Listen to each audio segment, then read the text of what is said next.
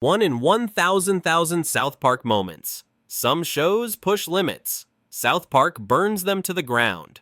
For over 2 decades, Trey Parker and Matt Stone have turned outrage into art, mocking governments, celebrities, and even entire countries without flinching. These are the 1 in 1,000 South Park moments. In November 2008, South Park did something no other show had ever pulled off. Barack Obama had just won the US election, and while every network was still celebrating, Trey Parker and Matt Stone were inside their studio in a caffeine-fueled panic. They were writing, animating, and voicing an entire episode called About Last Night, and they had just 24 hours to do it. No sleep, no breaks, just chaos. By the next night, the episode aired. It wasn't a guess. It actually featured Obama's real victory, spliced with fake footage of him pulling off an Ocean's 11-style heist during his own inauguration. It was so fast that CNN accidentally used clips from it in their own election coverage, thinking they were real footage. Comedy Central later admitted the episode almost didn't make it to air. They were 6 minutes from missing the broadcast deadline. It wasn't a cartoon anymore. It was live political theater disguised as animation. Every newsroom in America realized that week that South Park could rewrite headlines faster than actual journalists. But the show's boldness didn't stop with politics. It went straight after Hollywood's most untouchable group. In 2006, they aired Trapped in the Closet, an episode that shredded Scientology's secret teachings and mocked Tom Cruise directly. They animated him hiding in a literal closet and refused to let him out. The Church of Scientology went nuclear. Isaac Hayes, the voice of Chef and a devoted Scientologist, quit days later, or at least that's what the headline said. Years later, Hayes' son revealed the truth. His father had suffered a stroke, and it wasn't him who quit. It was church officials acting on his behalf. Parker and Stone's response was the definition of savage. They brought Chef back in the next episode just to kill him off, in the most violent way possible. Chef was struck by lightning, burned, impaled, and mauled by a bear. Then, over the closing credits, they played a tribute song that sounded heartfelt but ended with the line, "A return to nature." It was both a funeral and a middle finger. For weeks, Viacom executives got phone calls from lawyers, celebrities, and church representatives. The message was clear: take it down. South Park didn't just refuse, they aired reruns. Then came the kind of controversy that pushed beyond entertainment into real danger. In 2006, right after the global uproar over the Danish cartoons depicting Muhammad, South Park released Cartoon Wars. The creators wanted to include Muhammad as a character, just like they'd done years earlier without issue. But Comedy Central censored it, terrified of violent backlash. 4 years later, Parker and Stone tried again with 200 and 201, 2 episodes meant to celebrate the show's history. This time, Muhammad appeared wearing a bear suit, a visual metaphor for censorship itself. It didn't stay metaphorical for long. Within hours of the episode's airing, a radical group posted death threats online, naming Parker and Stone directly. Comedy Central folded instantly. The next broadcast was covered in black boxes and bleeps. Even Kyle's final speech, the classic South Park moral of the story moment, was muted entirely. Trey Parker later said, "It wasn't a joke anymore, it was fear." The irony is that the censorship only made people more curious. Fans hunted down leaked versions, bootleg copies, and foreign streams. The censored episode became one of the most pirated pieces of television in history, watched by millions in defiance. By 2019, South Park wasn't just offending individuals, it was challenging entire governments. The episode banned in China took aim at the Chinese Communist Party and Hollywood's willingness to bow to it for money. In it, Randy Marsh gets arrested for trying to sell weed in China, while the boys try to start a band but are told they must censor anything that offends Beijing. It mocked Disney, the NBA, and every movie that toned down content for Chinese approval. The backlash was immediate and absolute. Within 24 hours, China scrubbed South Park from existence. Every episode, every fan forum, every clip vanished from Chinese websites. Searches returned nothing. It was a digital erasure. Trey Parker and Matt Stone responded in the only way they knew how, pure sarcasm. They issued a fake apology that read, "We welcome the Chinese censors into our homes and into our hearts. We too love money more than freedom and democracy. Long live the great Communist Party." That one tweet was shared over 25 million times in a single day. It wasn't a retraction, it was a declaration of war. The same week, the NBA was apologizing to China over a single tweet from a coach, and Disney was tightening its partnerships.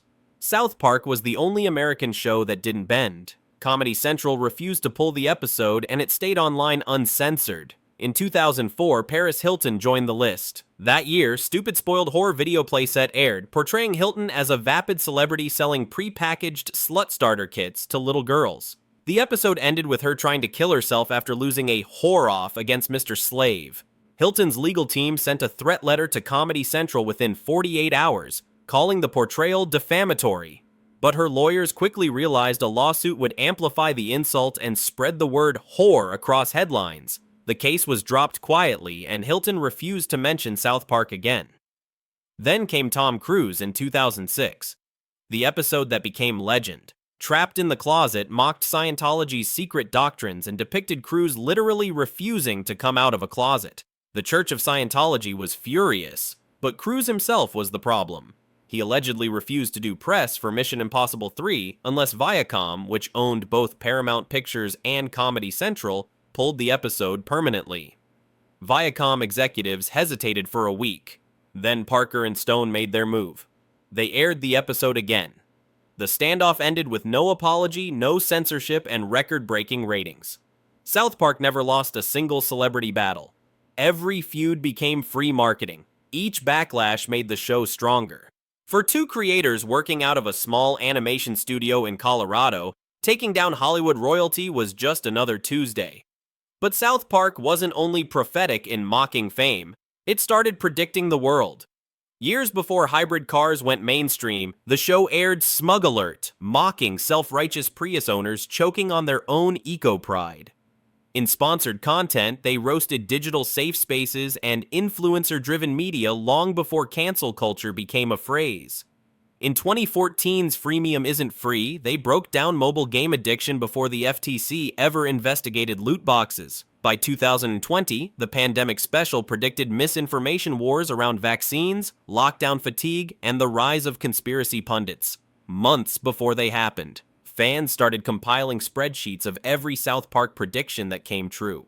Amazon's monopoly, Canada's legalization of weed, streaming wars, even the concept of a metaverse. Trey Parker once dismissed it in an interview. "We don't predict the future," he said. "We just notice it before everyone else does." That same instinct made their pandemic episodes legendary. The pandemic special premiered in September 2020 while the world was still in chaos. It became the most watched South Park episode in 10 years, pulling almost 4 million live viewers. The story centered on Randy Marsh turning the COVID crisis into a marketing scam, selling pandemic special weed while the town collapsed around him. The jokes landed because they were too close to home. Misinformation, panic buying, and burnout, all written while those same stories were on the front page of CNN. 6 months later, they followed it up with South Park U Vaccination Special, this time going directly after QAnon and vaccine paranoia while protests were still happening outside. Critics called it too soon. Fans called it too perfect. Trey Parker admitted the writers were using real headlines from that same week to finish the script. Both specials were nominated for Emmys, a surreal twist considering they mocked everyone. The government, the media, and even the audience watching at home. By then, South Park wasn't just entertainment. It was a real-time reaction to global collapse. Faster, meaner, and smarter than anything on cable news. But the chaos didn't stop there. The show's legacy of censorship battles is as wild as its comedy. Bloody Mary aired in 2005, showing a statue of the Virgin Mary bleeding in a church parking lot. Catholic groups worldwide demanded it be pulled. It was banned in Ireland and New Zealand within days. Only years later, after thousands of fan petitions, did networks quietly restore it. Then there was 201, the second half of the show's infamous Muhammad storyline. It aired in 2010, but the episode was so heavily censored that entire speeches were replaced by long bleeps. Comedy Central received threats, and the uncensored version was never broadcast in the US. The only surviving copies exist in illegal archives. In 2001, Cripple Fight caused outrage from disability advocacy groups for depicting two disabled characters brawling in a full-blown martial arts fight. The reaction was furious, until critics later praised it for breaking stereotypes through brutality. It became one of the most re-watched episodes in the show's early years. And then came It Hits the Fan.